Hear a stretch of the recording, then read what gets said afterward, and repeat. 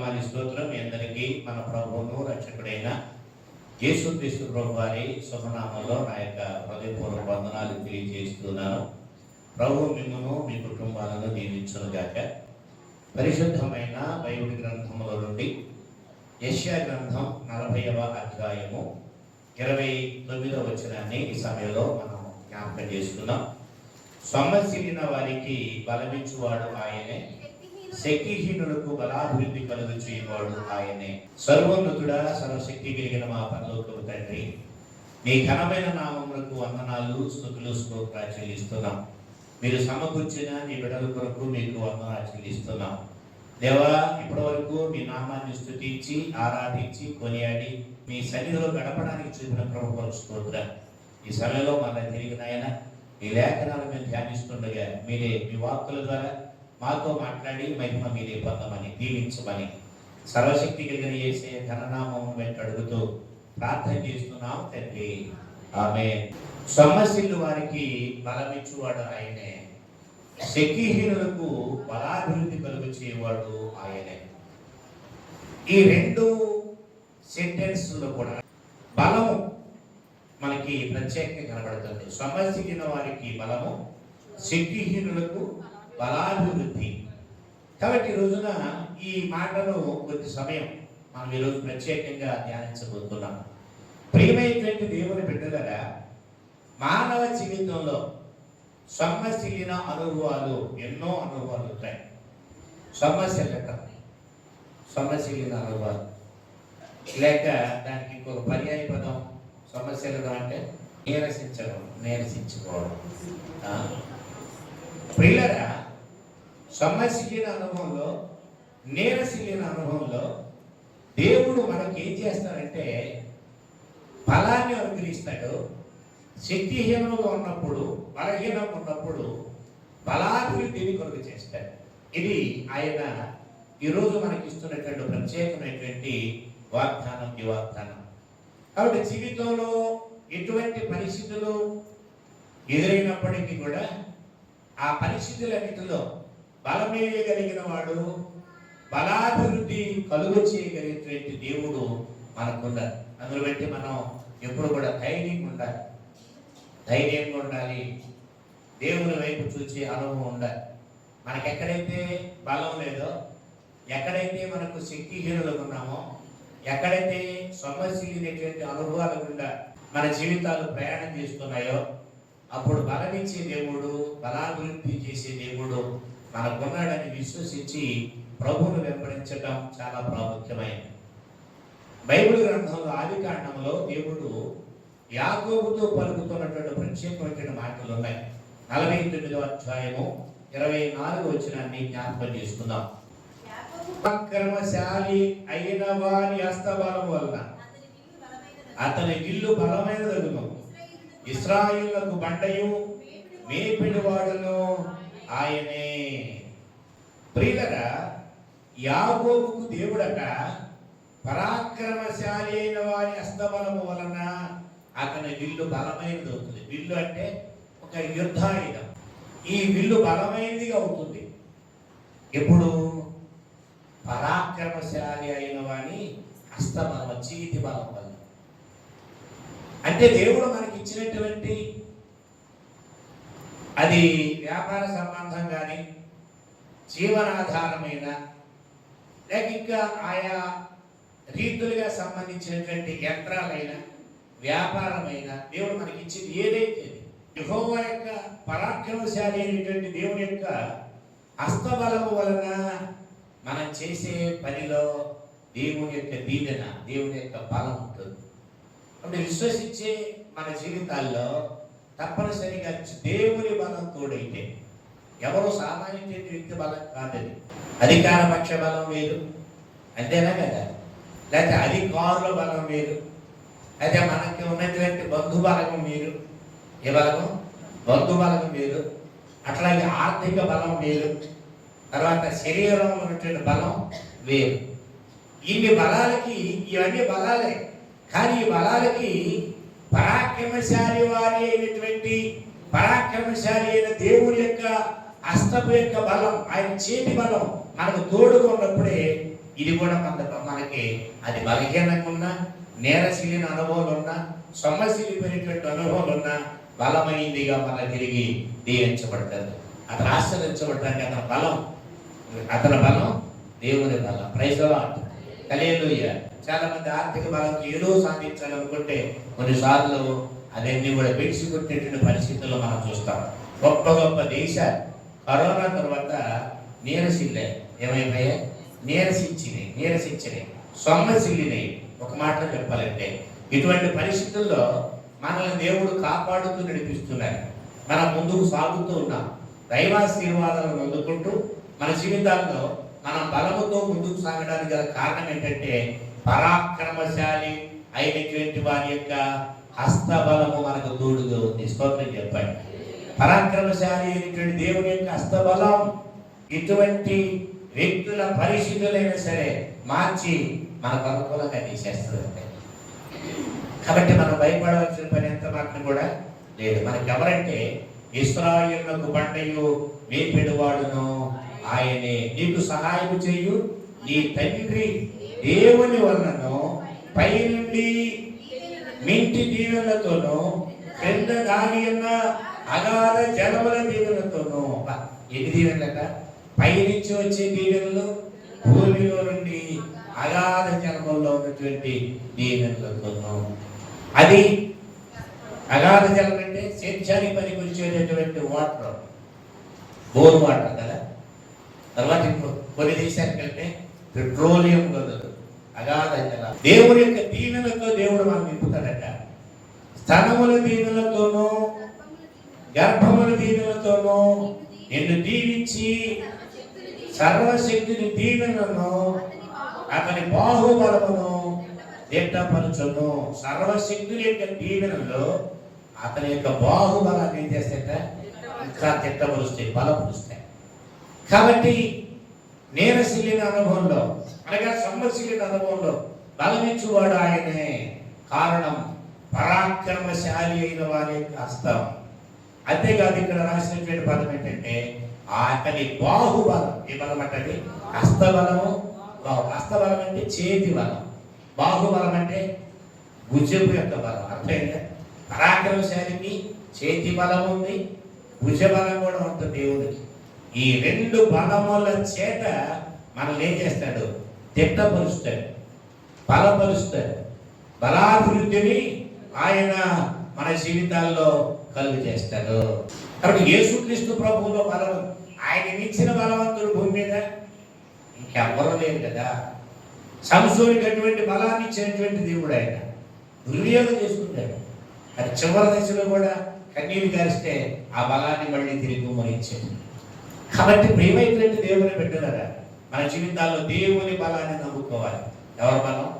దేవుని బలం. మన బలం, మనం బలగం పనికిరాదు. చాలా మంది నాకు చాలా బలగం ఉంది, నాకేంటి, నా ఇంటి పేరటాళ్ళు ఎక్కువ ఉన్నారు, లేక నా బంధుత్వం, లేక నా బీరకాయ పీసి ఎక్కువ ఉంది, ఏంటంటే రక్త సంబంధికులు, అబ్బా నాకేంటి అనుకుంటాడు.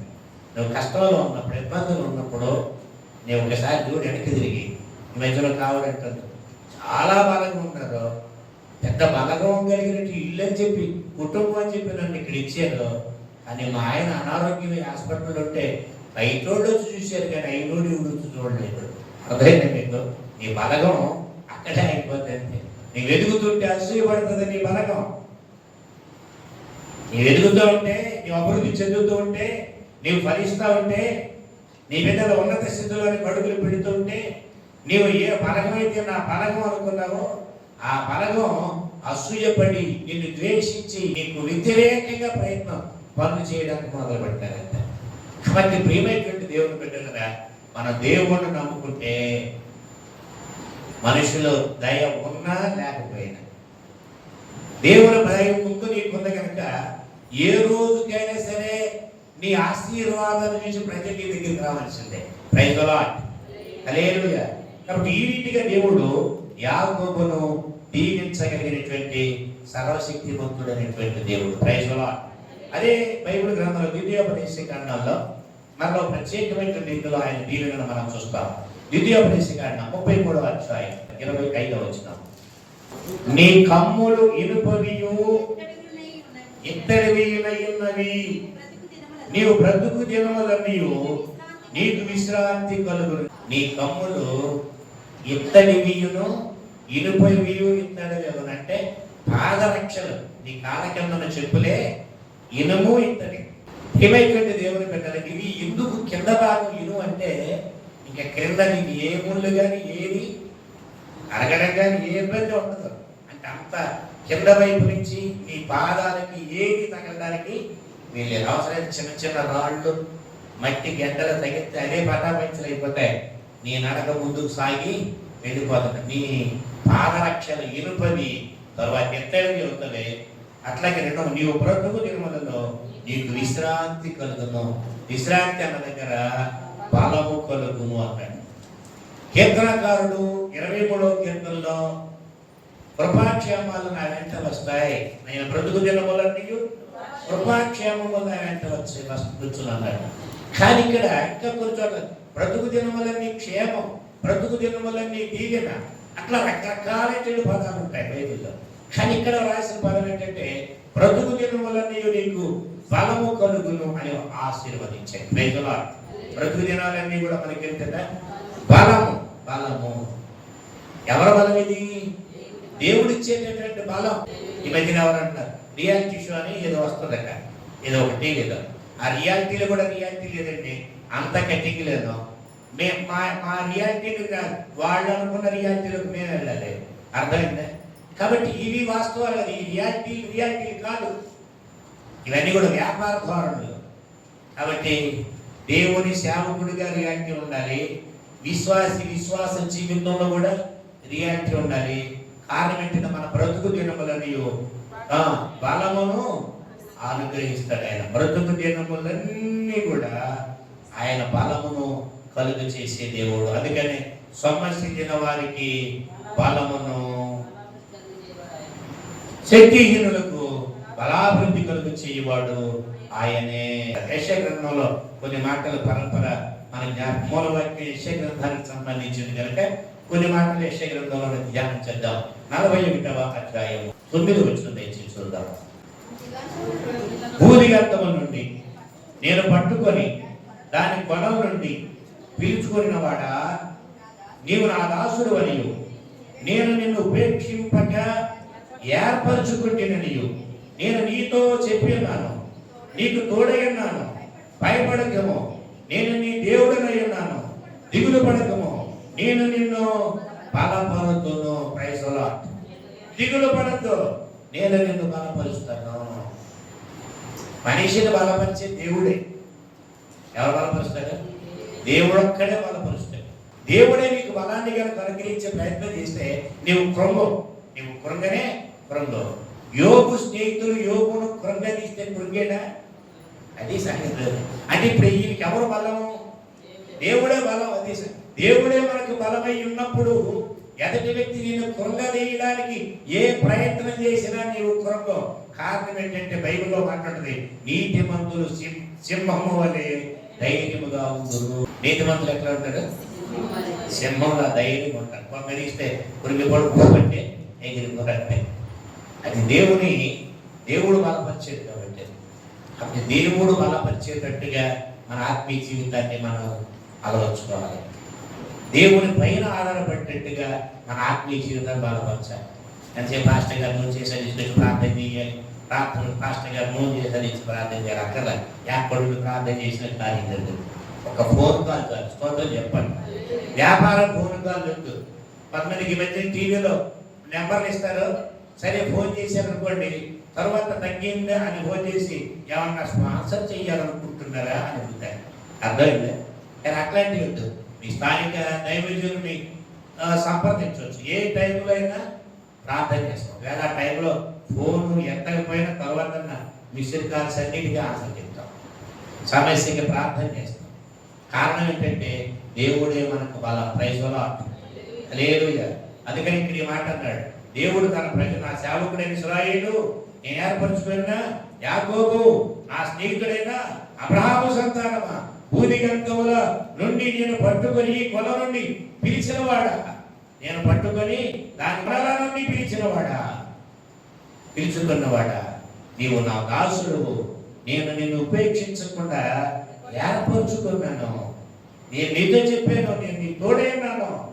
భయపడకము, నేను నీ దేవుడను. దిగులు పడకము, నేను నేనేం చేస్తాను, బలపరుస్తాను. నీకు సహాయం చేయబడను నేనే. నీతి అను నా దక్షిణాస్తముతో నిన్ను ఏం చేస్తాడు? నీతి అను దక్షిణాస్తంతో ఆయన ఆదుకునే దేవుడు, ఆదుకునే దేవుడు. యెషయా 50:4 వచ్చేవాళ్ళు కలిసిన వారి మాటల చేత ఊరడించు జ్ఞానము నాకు కలుగునట్లు శిష్యుడికి తగిన నోరు యెహోవా నాకు దయచేసి ఉన్నాడు. శిష్యులు వినట్టుగా నేను వినుటకై ఆయన ప్రతి ఉదయమున నాకు వినుబుద్ధిని పుట్టించుతున్నాడు. ఎంత చక్కని మాటలు చూసారు. కలిసిన వారిని మాటల చేత ఊరడించు జ్ఞానము నాకు కలుగునట్లు. కలిసిన వారంటే సొమ్మసిగిన వారు, నీరసిగిన వారిని మాటల చేత ఊరడించే జ్ఞానం కలుగునట్లుగా శిష్యునికి తగిన నోరు యెహోవా నాకు దయచేస్తున్నాడు. యేసు ప్రభు వారు తన శిష్యులకు అదే నోరిచ్చాడు. దేవుడు తన శిష్యులు అయినటువంటి ప్రవక్తలకు ఇచ్చింది అదే నోరు ఇచ్చాడు. స్తోత్రం చెప్పాలి. మన నోరు ఇంక అనేక మందికి దేవునికి శిష్యులను తయారు చేయాలి. ఆ నోరు ఇచ్చానక ఇంక అనేక మందిని దేవునికి శిష్యులుగా చేయాలి. అందుకనే శిష్యులు వినట్లుగా నేను వినుటకై ప్రతి దినమున ప్రతి ఉదయమున నాకు వినుబుద్ధి పుట్టించి ఉన్నాడు. ఏ బుద్ధి అంటే క్రైస్తవ్యంలో యేసయ్య నమ్మినటువంటి వారి జీవితంలో ఏ బుద్ధి ఉండాలి? వినే బుద్ధి ఉండాలి. అర్థమైందా? చాలా మందికి వినే బుద్ధి ఉండదు. ఇప్పుడు వింటే జ్ఞానం కలుగుతుంది, వింటే దిగులు పోతుంది, వింటే అలిసిన వారు ఏం చేయబడతారు? ఊరడించబడతారు. Praise the Lord. దేవుని మాటలు అలిసిన వారిని ఊరడించే మాటలు, జ్ఞానాన్ని కలుగజేసే ఊరడించే జ్ఞానాన్ని కలుగజేసే మాటలు, బలాన్ని ఇచ్చే మాటలు. ఎక్కడైతే సొమ్మసిల్లిపోయి ఉన్నామో అక్కడ ఆయన మనకి మళ్ళీ తిరిగి బలమును అనుగ్రహించగలిగిన సర్వశక్తి కలిగిన దేవుడు ఆయన. Praise the lord. అందుకని అక్కడ ఆ మాట అన్నాడు, శిష్యుడు వినట్లుగా నేను వినుటకై ఆయన ప్రతి ఉదయమున నాకు వినుబుద్ధిని పుట్టించి ఉన్నాడు. 5వ వచనం, ప్రభువు యెహోవా నా చెవికి వినుబుద్ధి పుట్టించగా, ప్రభువు యెహోవా నా చెవికి ఏ బుద్ధిని? వినుబుద్ధిని పుట్టాడు. మనం ఏం చేస్తాం? పెడ చెవిని పెడతాం. మా తెలుగు పదం ఏంటంటే పెడ చెవిని పెట్టే ఆ పాస్టర్ అట్టగా బాగుంటాడు. వెతుకుండగానే పశ్చాత్తాపం రావాలి. అక్కడే దేవునికి అప్పగించాలి. వాళ్ళు మారాలి. Praise the Lord. హల్లెలూయా. చివరి దశలో వచ్చినప్పుడు కూడా మంచి కూలి ఇస్తానన్నాడు దేవుడు. Praise the Lord. హల్లెలూయా. కాబట్టి ప్రియమైనటువంటి దేవుని బిడ్డలారా, మానవ జీవితంలో వినే బుద్ధి ఉండాలి. ముందు పెద్దలు చెప్పినప్పుడు, దైవజనులు చెప్పినప్పుడు వినే బుద్ధి లేకపోతే నీకు వచ్చే కర్మకి నీవే వాక్యుడివి. అందుకని నా చెవికి దేవుడు ఏం చేశాడంటే వినుబుద్ధి పుట్టించగా, మంచి వక్త, మంచి ప్రసంగికుడు, మంచి జాబు హోల్డరు, మంచి ఉన్నతమైన స్థాయిలో కనిపించబడే జీవితం వ్యక్తులకి ఎవరికి ఎప్పుడు వస్తుందో తెలుసా? ఎప్పుడు వస్తుందో తెలుసా? వినే బుద్ధి ఉన్నోడికి వస్తుంది. ఏమంటారా? వినే బుద్ధి, విని దిద్దుకునే బుద్ధి. వినే బుద్ధి ఉండాలి, విన్నదాన్ని బట్టి దిద్దుకునే బుద్ధి ఉన్నప్పుడు దేవుడు గొప్ప కార్యం జరుగుతుంది. దేవుడు ఒకవేళ మనతో మాట్లాడుతుంటే మనకి నెగల్స్ వస్తుందా, పదం అనిపించింది, దానికి కూడా లోపడితే అప్పుడే అద్భుతం జరుగుతుంది, అప్పుడే ఆశీర్వాదం జరుగుతుంది, అప్పుడే జీవితం దిద్దుకునే అవకాశం జరుగుతుంది. కాబట్టి అందుకని అంటాడు, నేను వినుబుద్ధి పుట్టించగా నేను ఆయన మీద తిరుగుబాటు చేయలేదు, వినకుండా నేను తొలగిపోలేదు. ఆ మధ్యకాల వాక్యం చెప్పగానేవాడు గట్టిగా సోలాగా దేవుని వాక్యాలు గుర్చుకుంటే అష్టగారిని మీరు చెప్పింది నాకేం అర్థం కాలేదండి. నాకు అర్థమైంది, అర్థమయ్యేది చెప్పేవాడు చెప్తాడు వీడు, ఈ మహానుభావుడు అనుకుంటున్నాం. రైతులు కరేలు వాడికి అర్థమైంది, వాడు దిద్దుకోవాలి కానీ అర్థం కాలేదండి ఎవరు. కానీ ఇక్కడ బైబిల్లో వినుబుద్ధి పుట్టించగా అతను ఏం చేశాడంట? వినుబుద్ధి పుట్టించగా తిరుగుబాటు చేయలేదు. అది పదం. దేవుడు మాట్లాడుతున్నప్పుడు, దేవుడు మనం హెచ్చరిస్తున్నప్పుడు, మన దేవుడు సరిచేస్తున్నప్పుడు ప్రభు మనం ఏం చేయాలంటే తిరగబడకూడదు, దిద్దుకోవాలి. Praise the Lord. హల్లెలూయా.